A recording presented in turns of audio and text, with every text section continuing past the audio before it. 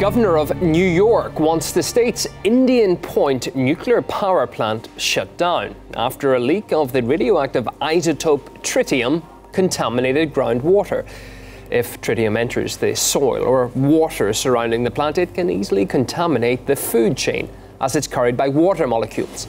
The effects are potentially deadly, as it concentrates in blood cells and DNA, which could lead to mutations and cancer.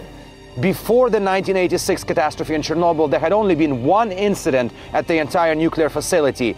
In the last 10 months alone, there had been 9 at Indian Point. In 2009, physicist Joseph Mangano dropped a bomb. His report, based on CDC data, revealed that areas around Indian Point have become something of a cancer cluster, with unusually high rates of the disease, in excess of 20,000 cases over 15 years. Environmental groups say that it's not a matter of if another incident happens, but when.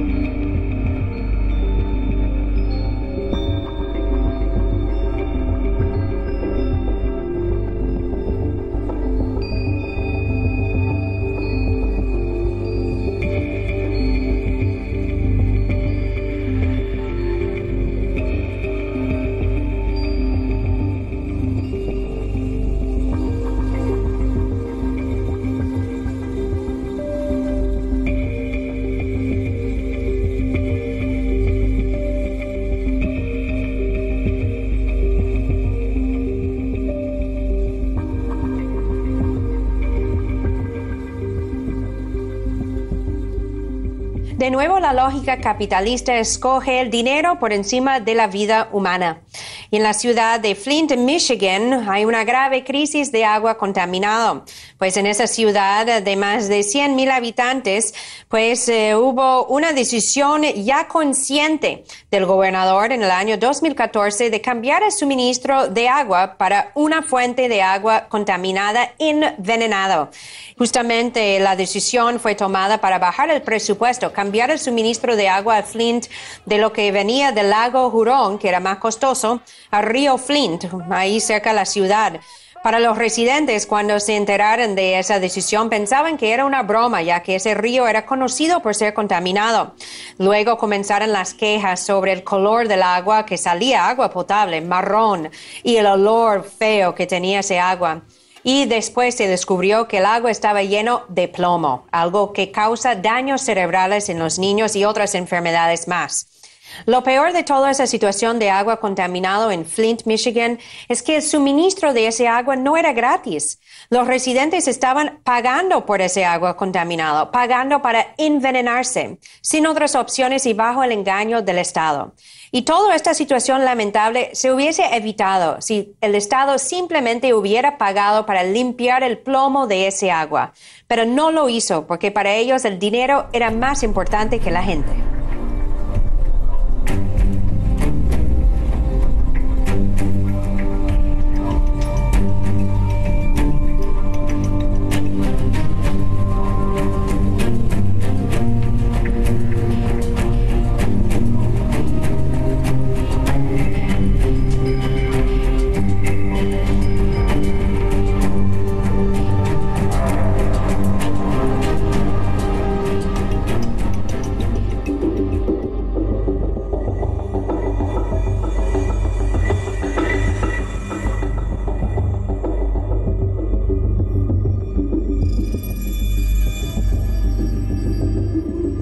Our basic rights to exist rely on what we are able to eat, drink, and breathe. If any of these three components are compromised, then so is our health. Then why are there so many toxins in our air, water, and food supplies?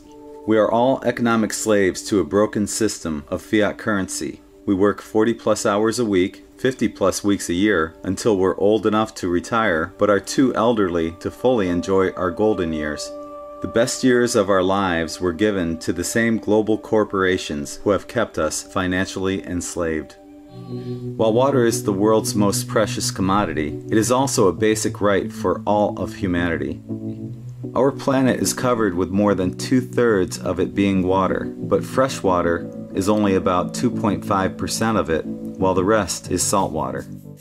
In some areas of the United States, such as Utah, Washington, or Colorado, it is illegal to trap your own rainwater or to divert water from a stream or river into a holding reservoir, while drilling for your own water supply through the local aquifer would be preferred. Most people are reliant upon city drinking water, which does not filter out many of the pharmaceuticals that are in it through urination and limited filtering processes, along with the addition of fluoride to the drinking water in some countries. In an article published by the Associated Press, it was stated that pharmaceuticals have been found in 24 metropolitan cities, including antidepressant medications, anti-seizure medications, anti-inflammatory medications, painkillers, and even caffeine. Additionally, the Associated Press revealed that the drinking water of at least 41 million people in the United States is contaminated with pharmaceutical drugs. A study by the U.S. Geological Survey, published in the journal Scientific Reports, found that birth control drugs were found in unfiltered tap water, which could cause a possible widespread infertility epidemic in the coming years. Big Pharma is not in the business of finding cures because there is no money to be made without repeat business through prescriptions that constantly need to be refilled. A Russian study entitled "The Effect of Small Quantities of Fluorine on the Human Body" concluded that low concentrations of fluorine in drinking water, 1.5 milligrams per liter, cause changes to developing tissues and harms the development of higher neural activity in humans and animals.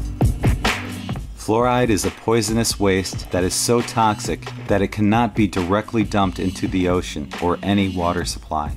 The addition of fluoride to the water supply correlated directly with the number of stillbirths, mongoloid children, brittle teeth and enlarged dental root structures, adverse spinal conditions, osteomalacia, which is the softening of bones, and osteoporosis, which is abnormally porous and spaced structure inside of bone, in the medicated population as opposed to controlled populations that were unmedicated. 1977, the Congressional Subcommittee on Intergovernmental Relations convenes 2 full congressional hearings on the subject of fluorides. During the hearing, it was proven that 1. The scientific efforts of those promoting fluoridation were fraudulent, and 2. Other existing studies proved beyond a doubt that approximately 10,000 excess cancer deaths per year could be attributed to fluoridation in the United States. 1979. On November 11th, up to 50 parts per million fluoride was dumped into the Annapolis, Maryland water supply, resulting in the poisoning of 50,000 people. Many died of heart failure during the week following the spill. In the journal Clinical Toxicology of Commercial Products, 5th edition, 1984, it is stated that there is not a single scientific or laboratory study from anywhere in the world which proves that fluoridation reduces tooth decay in humans. There are, however, hundreds of published scientific papers which show that water fluoridation is dangerous to human, animal, plant, and aquatic life, which is no surprise since fluoride is more toxic than lead and only marginally less so than arsenic. Robert Carton, Ph.D., formerly president of the Union of Governmental Scientists, working at the U.S. Environmental Protection Agency, said, "Water fluoridation is the greatest case of scientific fraud of this century, if not of all time." Bottled water isn't necessarily the answer because it has its own issues.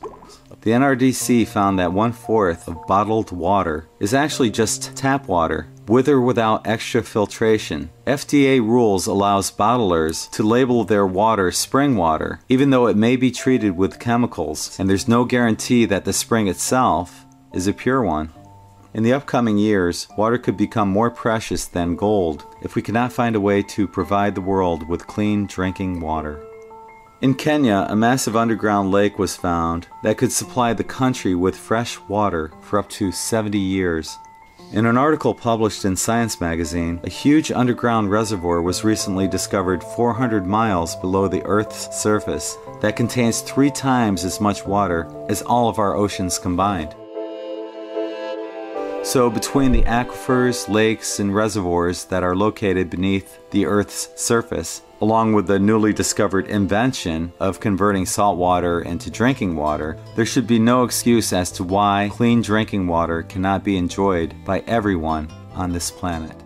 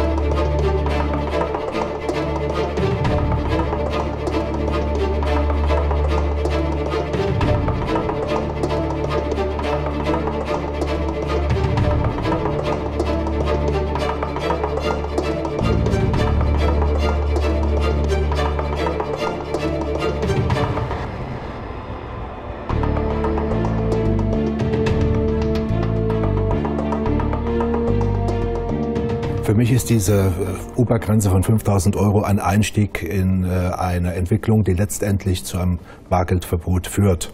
Weil nur dann macht es Sinn. Also wenn man damit erreichen will, dass zum Beispiel, wenn eine Bank wieder in Schieflage gerät, es zu keinem Bankenrun kommt, dann muss man das Bargeld abschaffen. Denn wenn Sie kein Bargeld bei der Bank bekommen, dann macht es auch wenig Sinn zu rennen. Insofern ist das meines Erachtens nur ein Einstieg, der noch flankiert wird von einer anderen Maßnahme, nämlich der geplanten Abschaffung des 500-Euro-Scheins. Also das wird vermutlich schon relativ schnell der Fall sein, weil es hierzu nur eines einstimmigen Beschlusses bedarf des EZB-Rates. Dahinter steckt meines Erachtens die Furcht, es könnte zu einer neuen Finanzkrise kommen.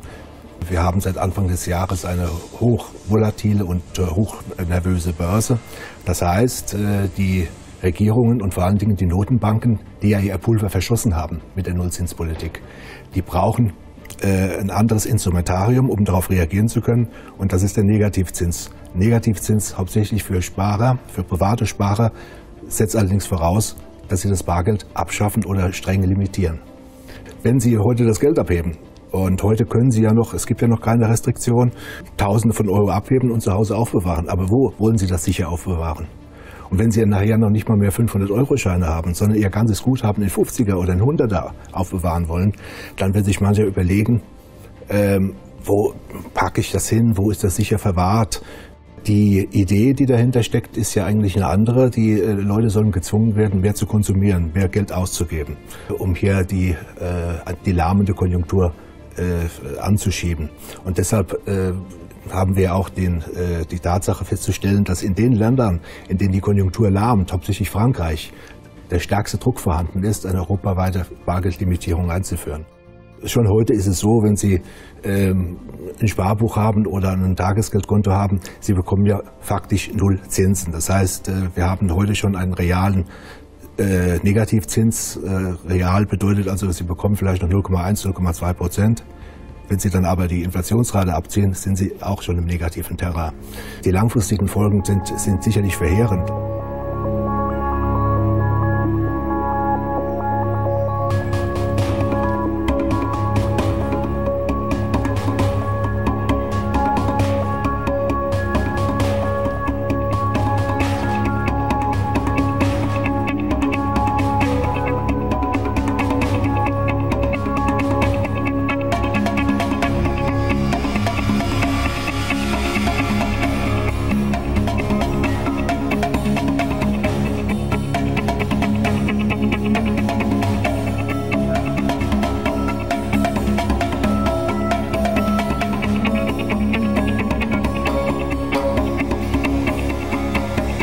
China probably is slowing down. They've been trying to slow things down and cool many things off. So yes, I can certainly feel it when I'm there. But is China about to fall into the sea? I don't think so. It may have a slowdown. The anomaly, Sean, is that China has not had a recession for many, many, many years. That's strange. They're overdue, and maybe they'll have one. Back in 2008, when the world had a problem, China spent a lot of money. It had saved a lot of money for a rainy day. It started raining. They started spending. But they spent it on infrastructure, schools, things to increase future productivity and competitiveness. We in America didn't have money saved for a rainy day, but we borrowed and spent a lot. And we spent it on keeping bureaucrats in their jobs. That's not doing much for future competitiveness, I assure you. We're not just the biggest debtor in the world, we're the biggest debtor in the history of the world. No one has ever been in debt like we are, but that's because we can print all this money because the dollar's reserve currency at the moment. How much longer can it happen? I don't know. History is full of countries that have gotten overextended military-wise and otherwise. We certainly are overextended. We love to go to war, apparently, with just about anybody we can find. But that has ended many, many other successful empires and countries. I'm afraid it will end us too.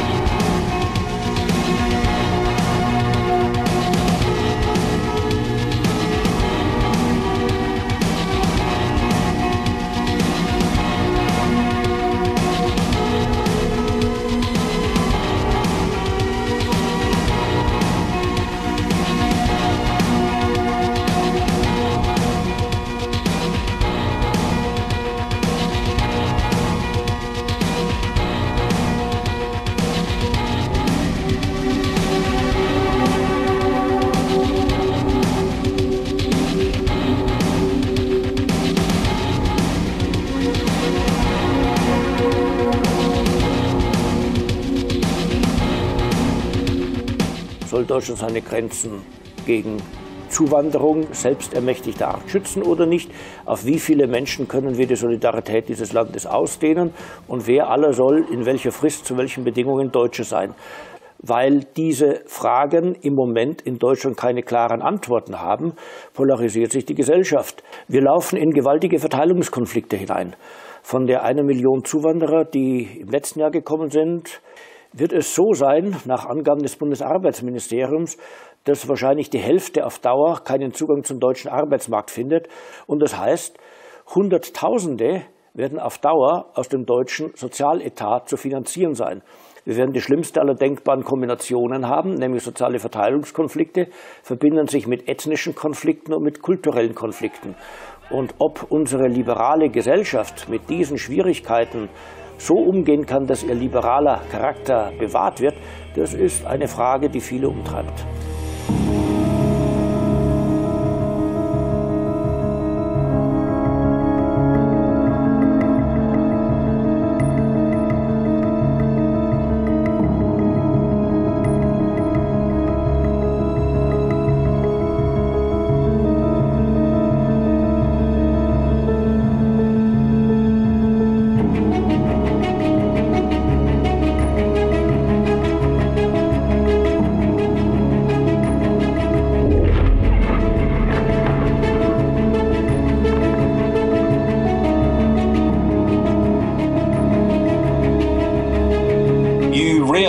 That it is like a room of dominoes in a line, and you push one domino down and that creates the next domino to fall.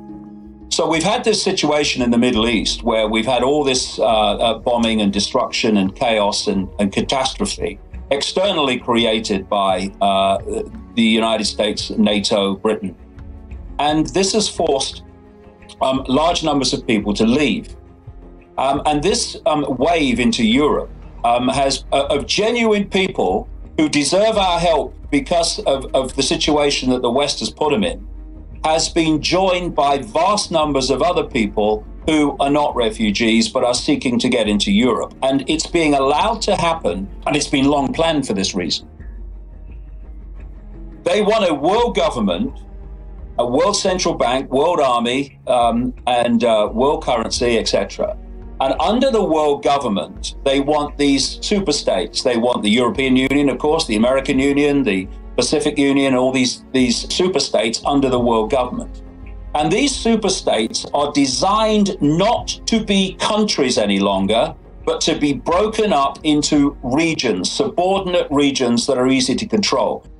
The biggest resistance to the breakup and ending of sovereignty is a sense of national identity, a sense of distinct culture. People have been taken aback, not least Germans, at what Chancellor Merkel was doing. When this great flood of migrants began, she opened the doors to Germany without any question, without any policy, without anything. What she's doing is this. Chancellor Merkel is a 100% owned and willingly owned asset of this hidden hand.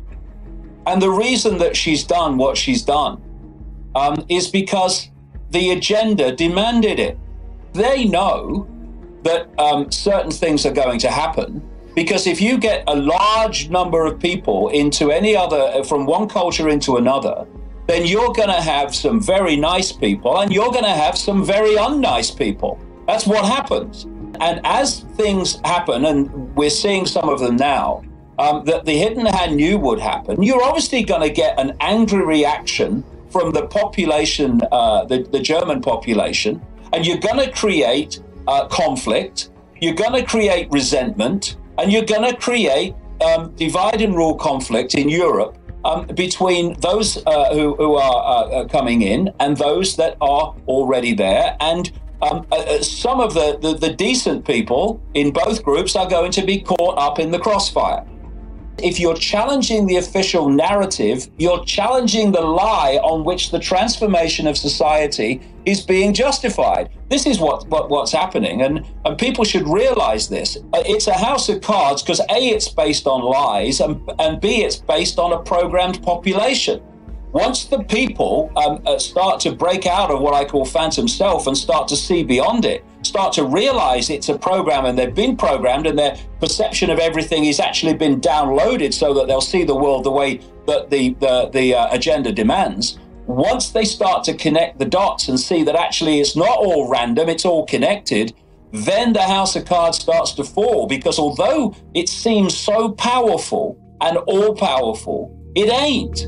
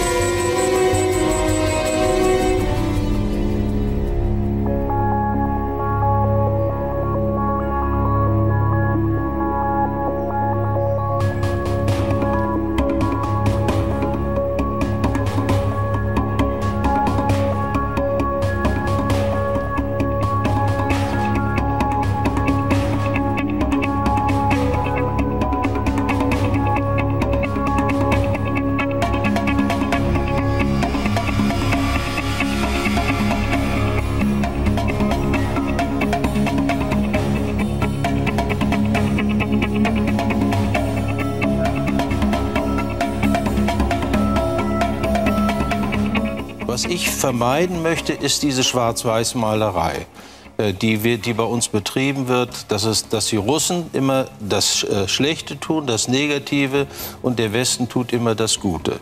Sehen Sie, ich will das an einem Beispiel erläutern. Den Russen wird vorgeworfen, dass sie auch die liberalen Kräfte bombardieren. Das tun sie sicherlich auch. Das kann man ja nicht leugnen. Das sehen wir jetzt ja auch in Aleppo. Aber die Türken bombardieren ja zum Beispiel auch die Kurden. Und die Kurden sind sehr aktiv im Kampf, wahrscheinlich die aktivste Gruppe überhaupt im Kampf gegen den IS. Das wird bei uns nicht kritisiert. Ich plädiere dafür, sehr sorgfältig zu sehen, was dort geschieht, die Motivation dahinter, die Strategie, und sich auch zu überlegen, was das am Ende bedeuten könnte. Also, was mir auffällt, seit Russen anfangen zu bombardieren, zählen wir zivile Opfer. Vorher nennt man das Kollateralschaden. Aber ich glaube, das Thema ist so wichtig, so gefährlich und so heikel, dass wir, die wir hier sitzen, Argumente und Gedankengänge auf den Tisch bringen müssen, damit die Zuschauer das als Basis nehmen können, um sich eine eigene Meinung zu bilden.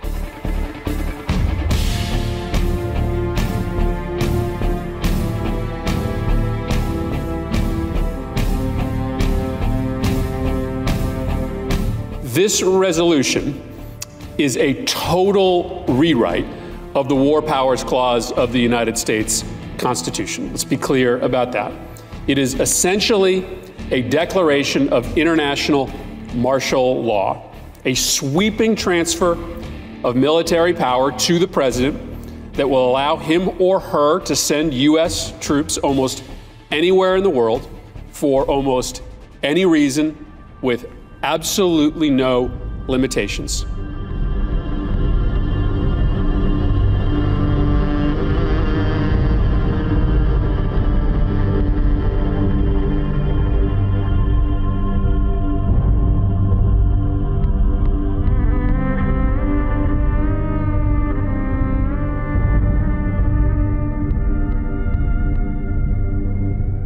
NATO and the United States were quadrupling their military forces on Russia's borders, and that is now underway. This is the first time since the German invasion that so much Western power, that any Western power, has been amassed on Russia's borders. And in Russia, that rings a historical bell, invasion. Some people in Turkey, whoever's controlling the political situation, is trying to provoke a war with Russia, in order, because Turkey is a member of NATO, to draw NATO into a war with Russia. Last week, officially, the American Secretary of State, Ash Carter, announced that Russia is the #1 enemy of the United States, the greatest threat to the United States in the entire world.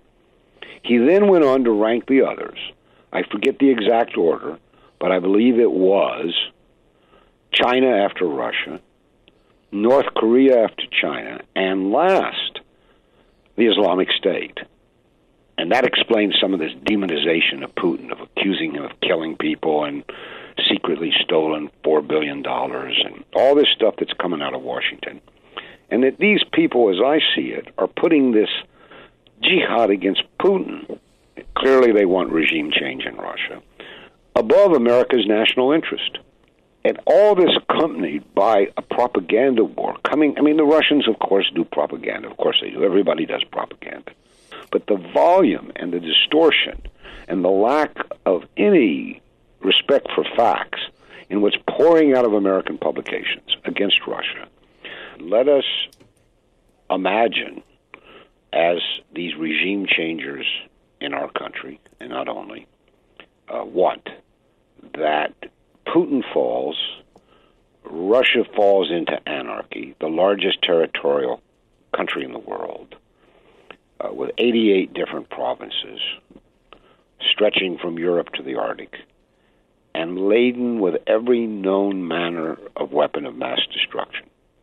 Not only nuclear weapons, but biological and chemical weapons, and nuclear reactors galore. Imagine that happened. No one in the world would be safe. It would become a wallmark for every terrorist in search of a weapon of mass destruction. Therefore, I say that those people in the United States who are promoting that regime change policy in Russia are unfit to hold office because they're endangering all of us. They're endangering the world. But that isn't going to happen. There are three possibilities that are there on the table if there was a leader to pick them up. One is Ukraine. The road to a negotiated settlement of the Ukrainian crisis that would keep the rebel territories in Ukraine, which is vital, a coalition between the United States and Russia against the Islamic State in Syria. And the other thing is, we have below the radar, you and I mentioned it elliptically, a new nuclear arms race. Right. And it's got to stop. Leave aside getting rid of nuclear weapons. You know, John, they invented leadership for a purpose. And that is to do what is not easy to do, to see farther than the rest of us see. What was it Churchill once said? A politician thinks about today, a statesman thinks about tomorrow. We do not have, on the political landscape in the United States today, such a person in power or anywhere near power, so far as I can see. You and I had thought that Mrs. Merkel might be such a person. She has crumbled. We thought that maybe Hollande was rising after Paris to try to play that role, but France simply lacks the stature in world affairs. The reality is that the most consequential, for better or worse, statesman of the 21st century sits in the Kremlin. Whatever you want to call him, he is the consequential statesman, and we need a consequential statesman to act at a minimum on these three perilous fronts where agreement is possible, but where the will is lacking.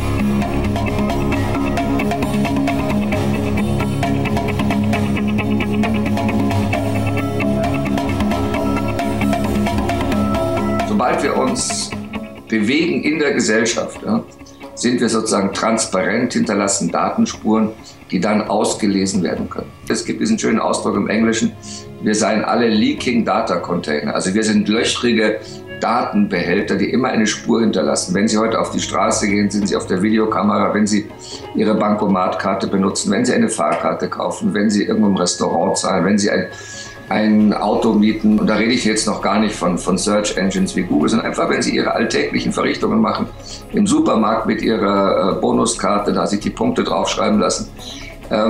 Sie hinterlassen Spuren und man kann, wenn man will, im Prinzip von ihnen ein extrem komplexes und auch sehr realistisches, auf die Person bezogenes Profil erstellen. Also insofern ist Privatsphäre vielleicht gerade noch das, was in meinen 4 Wänden, wenn ich alle Fernseher und alle Computer ausschalte. Wir sind technosoziale Hybride. Ne? Wenn Ihr Handy weg ist, sind Sie nur ein halber Mensch. Wenn in Ihrem Büro der Computer ausfällt, können Sie nicht mehr arbeiten, machen Sie den Laden zu. Und das heißt, unsere Existenz auf einer ganz trivialen Ebene ist verwoben mit ganz vielen technischen Systemen. Wir sind verdrahtet. Ja? Und diese Verdrahtung ist ein Teil unserer ganz trivialen alltäglichen Existenz. Und also es gibt eine ganze Reihe von Problemen, wo man sagen kann, seid vorsichtig, schaut auch auf die staatliche Überwachung und schaut, dass das alles im Rahmen des gesetzlich Vorgeschriebenen bleibt. Alles richtig. Ist eine Front, an der man sozusagen kämpfen sollte, auch für Bürgerrechte und Grundrechte. Aber die eigentlich unter Datenschutz- und Privatsphären-Gesichtspunkten gefährlichere und wichtigere Front ist die der alltäglichen Nutzung von Computern für Zwecke und also dann dahinter stehend die großen Unternehmen, die damit dann ihre Geschäfte betreiben.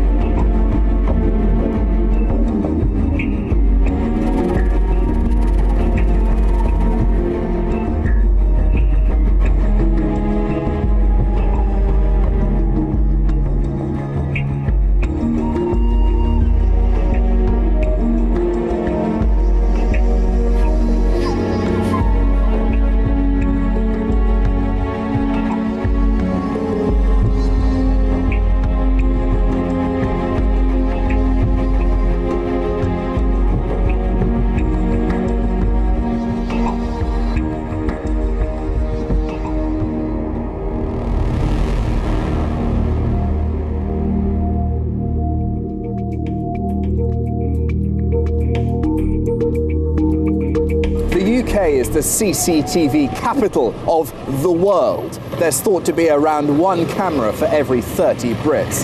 But most of those are privately owned and just sit there collecting footage. What if they could talk to each other to recognise suspect faces?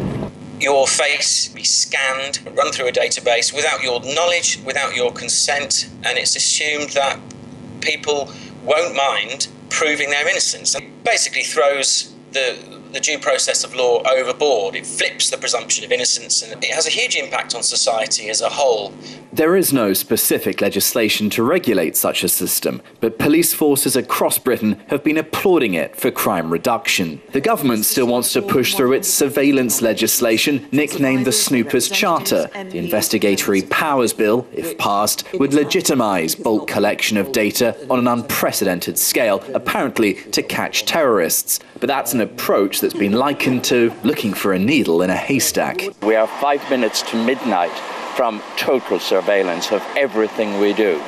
The surveillance bill is mass surveillance. The bulk collection is where the bad news is.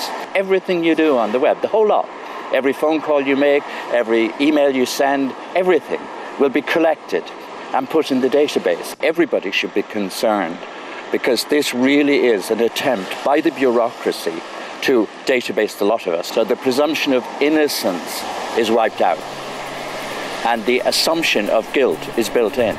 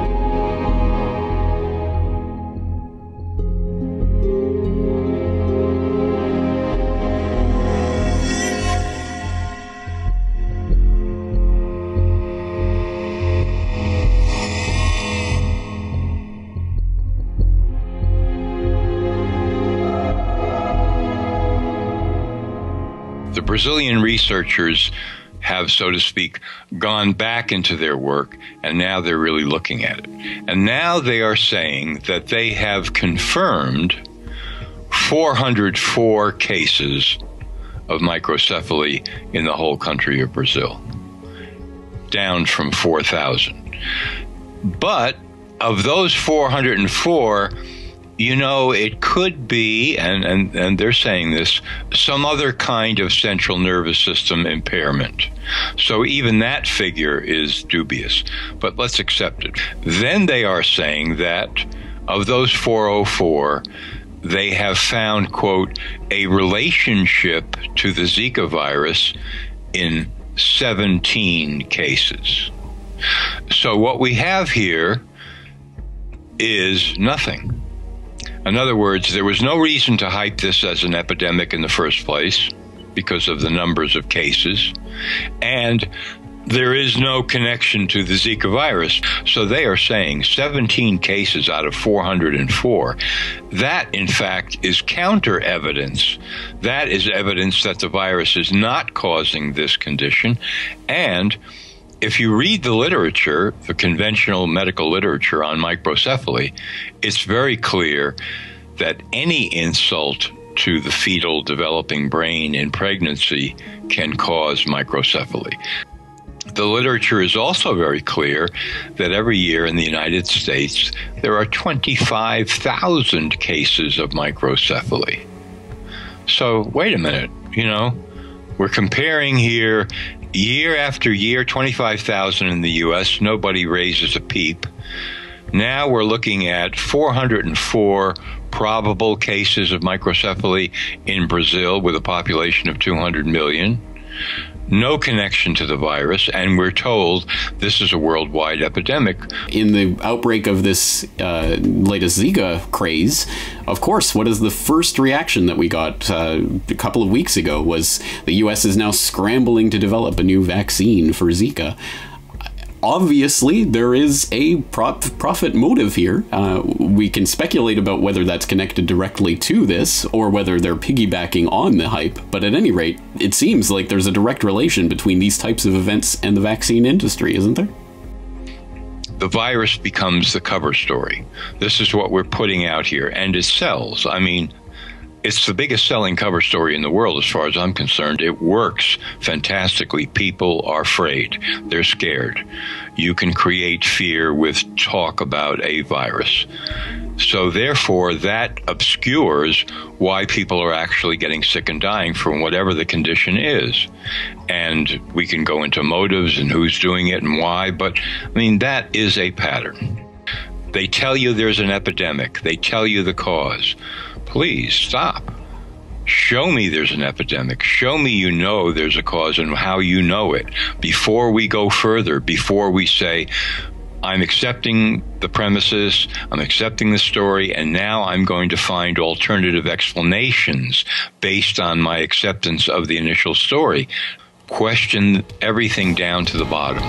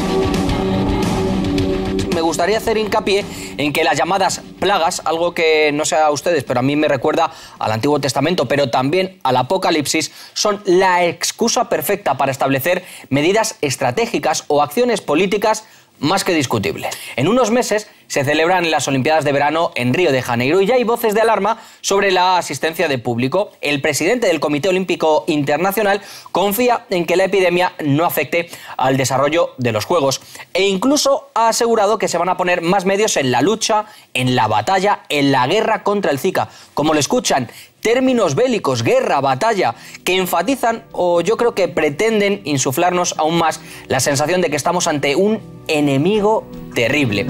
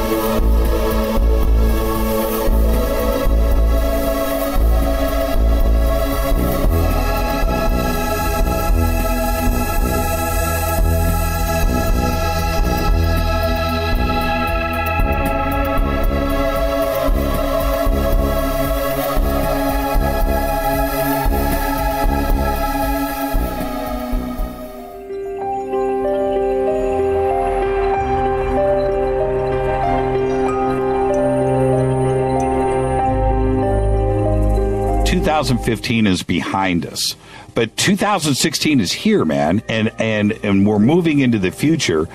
You know, how does humanity, the population of this beautiful planet, deal with all of this negativity that seems like it's raining down on us from all directions? We here on Earth tend to be extremely plagued by fear and anxiety. And the cabal, the Illuminati, whatever you want to call them, they don't want healthy people. They don't want people to feel good. They don't want people laughing. They want everybody walking around with earbuds in their ear and their eyes in a phone. The training of the spiritual discipline of fearlessness, I think, is one of the final stages of initiation that very, very few people ever actually make it to. Don't forget about the fact there are spiritual forces for the positive working that are vastly more effective at bringing us through this whole transition safely than we could ever do with any type of grassroots campaign on the internet or with militia people occupying federal buildings or any of that kind of stuff. We do require divine intervention to get through this, because when you understand how evil the cabal is and how wide its scope is, there is no possible way to stand up to that military-industrial complex. There is only the possibility of collaboration with the greater team that's out there. Then you have to realize, oh shit, they've lied to me. I didn't know that there were extraterrestrials. These people have not allowed us to know the truth about that we are not alone. But the main reason why they don't want us to know is that these people are our allies that are here to help us. That's why UFOs are seen over nuclear missile installations. They wanted a nuclear war. They wanted those missiles to go up because they have the Taj Mahal right under our feet. They have an awesome, awesome underground civilization. They're going to be fine. If they blew up the surface of the planet, they're fine. They don't have anything to worry about, except we're living in a maze. We're living in a hologram. There are people managing this hologram, and the negatives are not any more powerful by design than what we authorize them to be by the amount of negativity in our own private lives. So as we heal our private lives, we're holographically improving the collective. And this also works with geophysics. Why hasn't California had the big one? There's so many people here who are doing positive work on themselves that they're actively wicking out the stress from the earth. But unfortunately, what's one of the things that I'm almost entirely positive they're responsible for, that they did get to work? This methane disaster right next to LA right now. It's not an accident. So we do have a negative force, but you got to remember there's positive forces that have come in that are cleaning up the mess for us. And what they need us to do primarily is to be more peaceful, more loving, more harmonious. And when we do that, the cabal is going to lose their grip more and more. And it does appear that everything that's going on right now is leading up to a profoundly dramatic public defeat of the cabal. So when you have enough people who are intelligent and trained and motivated, there's any number of ways in which when the cabal tries to destabilize our economy, that it will almost immediately turn into something more organized. But there's going to be an avalanche, and that happens first. There is a massive effort underway for the cabal to try to flee right now to South America. They're going to Argentina, they're going to Chile, they're going to Ecuador, and they're going to Brazil. And they've got all these compounds and all this land down there, but the Alliance already has boots on the ground watching where these people are going, what they're building, what they're doing, because they know they're done. Putin has outmastered them in every possible way in this global chess game. And it's not just Putin, it's all the people working with him and behind him in this greater Earth Alliance and their allies that are not people here on Earth. The way that these higher beings, like the Sphere Being Alliance, are orchestrating this is the cabal is completely hog-tied. They cannot crash the whole system. They are being forced to be exposed week after week, month after month, year after year. Once you really get the nature of cosmic awareness and you start to embody that awareness in your daily life, and that act is so beneficial to the earth that even getting part of the way there as a group, a small group of people, they're choosing, I'm going to decide today to do something to create value for myself and for others. That has so much power that these negative groups, they just wither like vampires in the sunlight when you do that.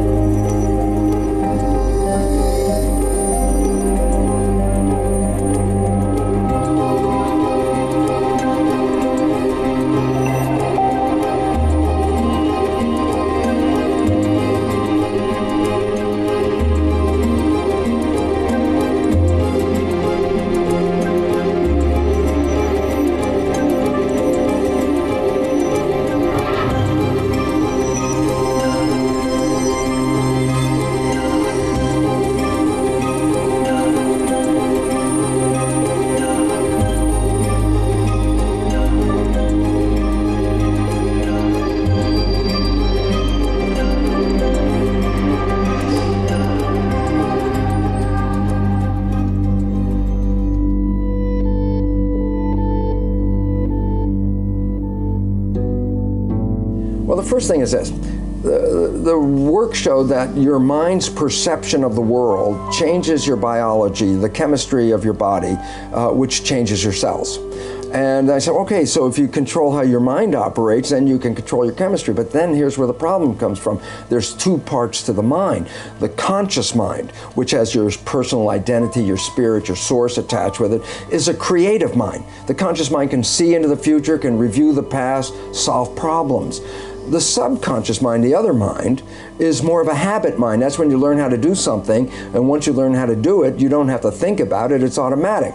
Science has now revealed that we only run our lives with our conscious mind at most about 5% of the time. So we're running on these subconscious programs? 95% of the time. Okay. All of us got programming, and all of us operate with these programs, and we don't even see we're doing it, that we even, when told we're doing it, will deny that we do these behaviors because we don't even see when we're doing it. That's why it's called subconscious, below conscious.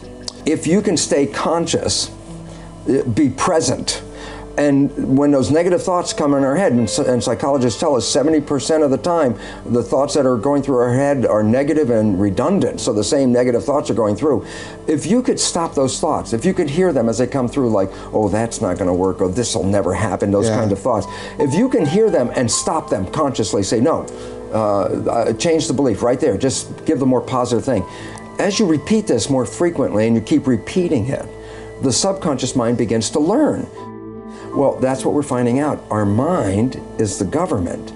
And when we entertain harmony and the right living in balance with nature and with each other, then we provide our 50 trillion cells with very life-supporting information and chemistry. So harmony means giving the body good food? Yes. Not being stressed out? Absolutely. Living in a happy environment? Yes. The issue is, how can you survive in this world? And the answer is you must essentially detach yourself from this field around you, not be taken in by the stories, not buy into the fear, not to buy into the threats on our existence. And the more conscious you become, the less you are affected by the outside fields. And so this rising consciousness that we're seeing is the evolution of humanity to rise above the noise of the background. And the reality is, we are moving in that direction right now. Day by day, more people are taking back the power of saying, I'm not buying your belief. You have to be consciously stand apart, don't you? Yes. Say, I'm not going to be part of this. Right. And it's interesting because a lot of people say, well, I'm going to go in there and fight that system. And I go, you know, that's not really good either, because if you're fighting the system, then you're contributing energy, whether it's pro or con, to that system. The way to fight the system is not to be part of the system. I trust the people to take over the leadership of this world, and that the structure that is actually in a state of collapse. When it collapses, this will be our opportunity to evolve. It's really a change in the energy fields of the Earth, because the Earth is changing its position in relationship to the Milky Way. So basically, the energy that comes from all the stars and the sun especially influence who we are. When we change our positions in the relationship to the field, we change our response, because we evolved in the field of energy, and when the field of energy changes, so do we.